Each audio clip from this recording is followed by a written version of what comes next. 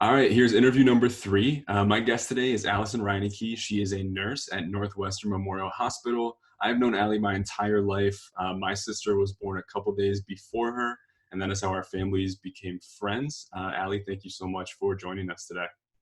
Of course, no problem. Thanks for having me. Yeah, of course. Just a little background about me. I graduated from Ashland University in 2015 with my Bachelor of Science in Nursing degree.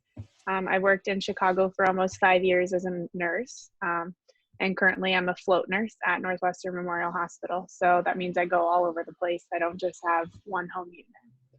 Um, so full disclosure, I'm not an expert on COVID-19. This is more of my opinion and my experience thus far with what's been happening. I personally haven't cared for COVID patients because I am pregnant, and my hospital has been really, really great about keeping me safe. The CDC doesn't really know how that affects pregnant women yet if I were to contract it. So my hospital is erring on the side of caution and not allowing pregnant women to take care of COVID-19 patients unless it's under some insane circumstance that we would have to. So that's been really great for me. It kind of protects me and my baby. Yeah, So awesome. just Well, wanted there's a to put little, that out there before we start. yeah, absolutely. But it'd still be good to get the perspective of someone that's been inside a hospital and gotten to see kind of the changes of what it's like before and then what it's like now. So maybe start with that of what are some of the changes that you've noticed since the COVID-19 pandemic has started? Of course. So in healthcare, quiet is kind of a taboo word, but that's kind of how I would describe the hospitals right now, or at least my hospital. Hmm. There's been a decrease of non-emergent surgeries, a decrease of elective surgeries, and I think people are just avoiding coming to the ED unless it's something that's actually an emergency.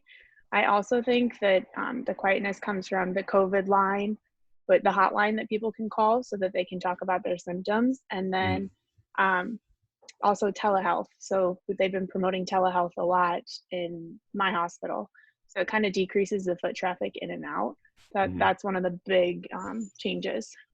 Um, in the beginning of this, we were at a one visitor per patient policy, and now we've actually gone to no visitors per patient. It's to protect the patients and the Sure. visitors and the hospital staff. So people that come in to see patients actually have to get screened. They can only come in under extenuating circumstances or special circumstances. So say you're Hmm. having a baby, you can have Yeah. your partner there. Um, or say it's end of life care. Yeah. Family members would obviously be able to come in and see the patient at that time. Hmm. Or even like an outpatient service if somebody needs a ride. But the visitors are getting screened for Yeah. COVID, as in the questions that we would generally ask: shortness of breath, do you have a fever, that kind of stuff. Yeah. Um, Another thing, staff members were asked to self-evaluate, self-screen before we come to work. So we have to make sure that we can answer no to, do you have shortness of breath? Have you had a fever? Have you been having a sore throat, a cough, and any kind of expected exposure? So we have to be able to answer no to those questions before we can come into work. And if any of those are yes, that means that you need to call off, and then you will call the COVID hotline and describe your symptoms and go from there. Hmm. um, Another thing, we now have 6 units that are specifically for COVID patients. So before we didn't have that, we had the patients on our general medicine floors. So that's a change too. Over 100 nurses have actually volunteered to care for those patients, which is That's really incredible. cool. Yeah. Yeah, it allows them to have one-to-one nursing care or two-to-one nursing care. So that Hmm. means you'd have one patient with one nurse or two patients with one nurse. Hmm. I think that really helps with isolation too, kind of keeps the patient feeling like, okay, I have one person here to take care of me all day. Sure. Yep. And lastly, one of the things is our license as nurses, we renew it every 2 years. And this year they've extended it for us through September 30th. Uh, Mm. so we don't have to worry about that, which is kind of nice to not have that in the back of our minds at the time. Right. As you go through everything. What are some of the precautions for like the healthcare professionals that are dealing with the COVID-19 patients, or anyone with any kind of symptoms? What are you guys having to do just to make sure that you're keeping yourself safe, and then obviously the people that you're going to be interacting with safe? Um, so they have to wear a face mask and then or goggles. Hmm. And by face mask, I mean it's like a shield, like a plastic shield, or Yeah. goggles to protect their eyes, and then either an N95 respirator or a droplet um, mask. I know that people have probably seen them on the news. It depends on if the patient's on airborne precautions or droplet precautions. Mm. And then gowns and gloves. They also need to make sure that they are taking everything off. We call it donning and doffing when you put on your PPE and you take it off. You just have to be super careful. There's a specific order in which we take them off. Mm. Um, and then make sure you're washing your hands very diligently as well. Those nurses that are taking care of those patients are only allowed to go in that patient's room. Mm. So they can't help out on the floor in other patients' rooms. Yeah. Gotcha. And obviously, just from my outsider's perspective, a lot of this stuff is changing rather quickly. And so, for you, how quickly are you getting new information to be briefed on maybe some of the changes that the CDC is discovering about COVID-19, or the changing practices on the best ways to care for patients or to kind of handle people as they come in that may be testing positive for this? Yeah, of course. We get emails daily, sometimes twice a day. Mm. Our hospital has an 18-page sheet, like a FAQ sheet, that they just keep updating and sending out to us. The highlighted Okay. areas are the new updates, but it's a constant reminder of all the things that we're supposed to be learning. So it ranges anywhere from what are the symptoms of COVID? That's like a simple thing. That's the very beginning of it. What are the symptoms? What are we looking for? Hmm. How can we prevent spread as healthcare providers and in our everyday life? Mm. What to do if you think you've been exposed? What employees are considered essential versus non-essential? Can you work from home? Are you having to Hmm. come into the hospital? Because that's something a lot of our office people are able to work from home so that they're not exposed Okay. and not Sure. creating a higher risk. Yeah. Um, and one of the things, so I'm getting canceled often because, our general medicine population is down.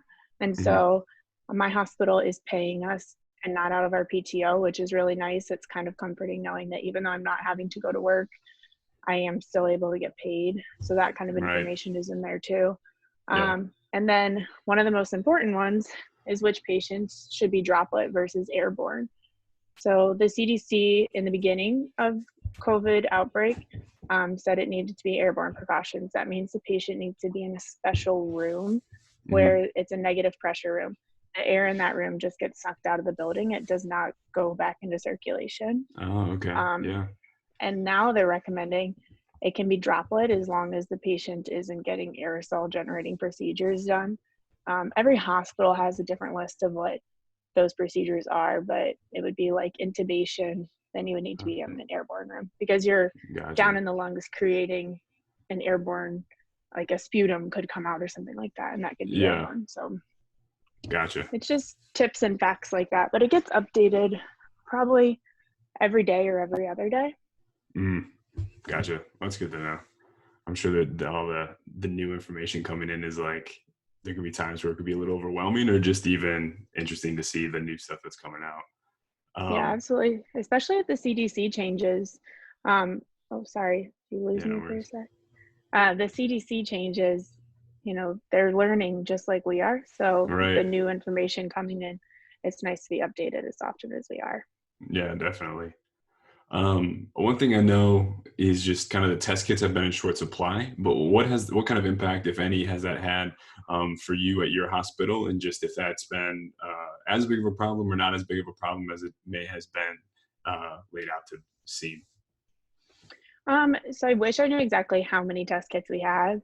We learn a lot from what the news says, and that's Right. where we get a lot of our information. They're saying there's not Yep. enough test kits. We don't have all this. My hospital has not made it seem like we don't have enough tests at the moment. Hmm. Um, but with that being said, you do have to meet specific criteria to even be considered to be tested. Gotcha. The criteria for our hospital is shortness of breath, new onset cough, a fever, sore throat, recent travel, or expected exposure. There's Mm, an algorithm that we follow, and that's how we decide if a patient needs to be tested for it. Um, if you don't meet that criteria, you likely won't be tested. When we test somebody, we have to also think about the fear that we're striking into family and the sure. patient Yeah. and the nurses who have previously cared for that patient. Hmm. You come into the hospital and you're not expected to have COVID, so then they don't test you for it. Well, then a nurse has now cared for you for 3 or 4 days, and now all of a sudden we're going to test you for it.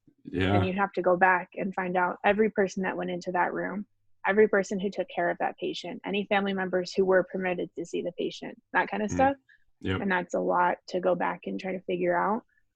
So we do follow the algorithm really closely just to Yeah. make sure that the test is actually needing to be done.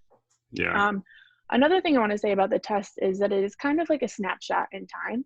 So if there's not enough of the virus at the time of the test being done, it Hmm. would, it might not come back positive, even if you do have some of the virus. Oh, okay. Just a thought. Yeah. Just a fun fact, I was watching the news the other day and 250 healthcare workers went to be tested. We have a site that's just for healthcare workers. Hmm. Um, and they only will test 250 people a day. And only 11 of them came back positive. But it's just interesting to see that if maybe that calms people's minds. 11 out of 250 healthcare workers were there every day. So that's just something to think about too. And it's a huge pandemic that we're going through. The virus is severe, but it's Yeah. also stay calm within your home. Try to keep yourself calm. Yeah, absolutely. And so kind of building off the tests, do you think that COVID-19 could have been a strain that was already kind of around? But since obviously it's become so widespread that now that we're testing and we're looking for it, that we have um, that some of the numbers, they may have already been there, but because we obviously have all this exposure that um, we're just starting to see the people that may have been testing positive or being able to test them where we weren't able before. Yeah, I definitely think it's possible that COVID-19 went undetected for a while. We're in Hmm. the height of the flu season. I mean, we really start giving flu vaccines in September, and we give them all the way through April because this is when we look for flu symptoms, which is often a Yeah. cough, a fever, a shortness of breath, the exact same symptoms that you would see with COVID-19. Right. So when people would go in and get tested for the flu, if they tested negative for the flu, the physician probably either still treated them for the flu, thinking they had it, and then they didn't get Hmm. better, or the patient went home without treatment and still didn't get better. It's likely that those patients had it. I'm not saying it's 100%. I'm not a Right. physician myself. I'm not a scientist, but Yeah. I would say that the likelihood of that being the case is higher than not. Hmm. And like I said earlier, the test is a snapshot. So once we got the testing, who knows if we even had enough of the virus in a person before To be able to, like when we tested. yep. Yeah. Yeah. For you individually, how has your routine kind of changed from like going to work, coming home, and what precautions have you had to start to make sure that you are staying as removed from all of that as possible? So I used to take the bus to work because it's a straight shot and it's Hmm. really cheap. And I live in Yeah. Chicago and we don't have a car. Right. um, so once COVID-19 sort of started becoming a bigger deal in the city, I started taking Uber to and from work. And then when they started, making sure that the visitors weren't coming to the hospital and we started seeing our numbers go up, um, Tyson Vogel, actually, huge shout out to him. Yeah. He Huge shout out. is he's Heath's roommate, so he's my brother's roommate, and he is letting me borrow his car. So that's nice. I'm able to drive myself to and from work without like feeling like I'm putting myself at risk or putting others at risk because I'm coming out of the hospital after work, and if I were Right. to get in an Uber or get on the bus, who knows what's on my clothing. Yeah. So with that being said, also when I get home from work, I strip down right away. Everything goes in the wash, and then I take a shower. Whereas before, I might go out to dinner after work and just wear my scrubs to dinner. At this time, like I would not do that now. Yeah. And who knows, I might come in the house, talk to Phil for a little while, sit down, have a snack before I would even go shower or change. I guess you learn as a nurse, yes, you're bringing people's germs in, but you don't think anything is going to be as deadly as this has been. Right. So I'm definitely way more cautious about coming in, being very diligent about taking my clothes off and showering right away. Hmm. And what is your kind of your biggest concern as a healthcare provider right now at this point in time with kind of everything going on? I think that my biggest concern is that people aren't complying with the shelter in place and people aren't taking it seriously. Mm. Um, it's really important to maintain your sanity and positivity in this time, especially with us being locked inside most of the day. But it's Right. also, yeah, but it's also really important to not be oblivious to what's going on. Yeah. It's terrifying to know that people are either uneducated or on like the virus's severity, or they just don't care to learn about it. Hmm. Um, so I think that my biggest fear is that people just aren't taking it seriously. Educate yourselves, read the CDC website, follow the guidelines that are put in place for us. Those are really to keep you safe and keep us safe. Hmm. This is a serious virus that our world is taking on right now, and we have the power to minimize it if we could just follow, the guidelines that are being put in place. Right. Yeah, absolutely. Just follow the rules, you know? Follow the Um, rules. Not that hard. yeah. Uh, and just, I mean, as a person, what are some of the things that you think people can do to help us kind of get through this challenging time? Because obviously, we're not used to just being cooped up. Yeah. Well, I know that I'm going to say this again. Make sure you stay home Yeah. unless you absolutely have to go out. But try to stay positive, socialize through FaceTime, Skype, Zoom. People are having virtual happy hours. People are having virtual parties. Tonight, we're having a virtual party with a group of friends of ours at 7. And Yeah. we're all putting on a 3-minute slideshow of whatever we want to talk about for 3 minutes. Find creative Cool. ways to make that connection, because it's Yep. really hard when you're in your house by yourself or with your significant other, just the two of you. Right. Yeah. Make sure you're calling your family and your friends. Keep a routine. So Phil gets up every morning at the same time that he would if he was going to work. He showers every morning, does his hair, does everything he would, comes in and says, okay, I'm going to go to work now, goes out to the living room and does work for 8 hours. I think routine is something that is super important. Otherwise, you could find yourself just sitting on the couch for 12 hours out of the day and be like, oh my gosh, this is the most miserable time of my life. Yeah, absolutely. So finding a routine is super important. And just like, no, this too shall pass. Like, we'll get through this. The more we comply, the sooner it'll be over. Yeah. But we'll get through this too. Awesome.